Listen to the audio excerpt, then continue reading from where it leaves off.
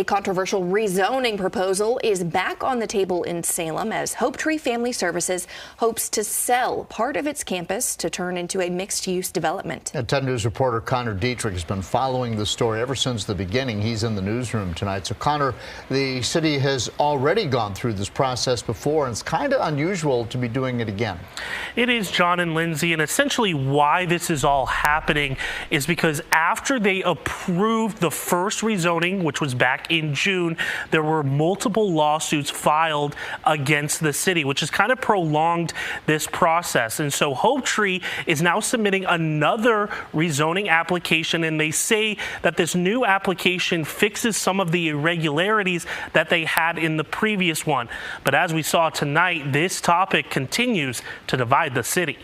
More than 20 people speaking before Salem City Council and the Planning Commission Wednesday night as HopeTree's rezoning proposal is once again being looked at. The organization wants to sell part of its Salem campus for the purpose of developers building a mixed-use space consisting of more than 300 living spaces and multiple retail businesses. John Morris, president of HopeTree, addressed the board about the need for a new proposal. HopeTree does not wish for any uncertainty surrounding the procedural processes to detract from our mission or future plans. Various lawsuits in the recent election have stirred the conversation surrounding HopeTree's rezoning. Neighbors argue City Council is rushing the process and they should allow the new council members to have a say. This just seems like it's being rushed. There's no reason why the new council can't consider this.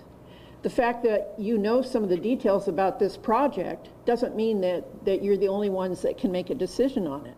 But those in favor of the development believe the process has been carried out thoroughly and doesn't need to be prolonged. Current council spent over 2 years attending meetings, listening to citizens, asking questions, discussing details with developers and HopeTree staff. After hearing arguments for more than an hour, Salem's Planning Commission voted 4-1 to recommend approval for the rezoning. Now the future of HopeTree solely rests on City Council. And during tonight's public hearing, you could actually kind of sense a divide from the city, and there was somewhat of a physical divide as well, because you had people that were for the project on one side of the seats and people who were against on another. I don't know if that was planned at all, but that did happen tonight. Salem City Council will meet on November 25th, and we expect the HopeTree conversation to continue then. Reporting live in the newsroom tonight, Connor Dietrich, 10 News, working for you.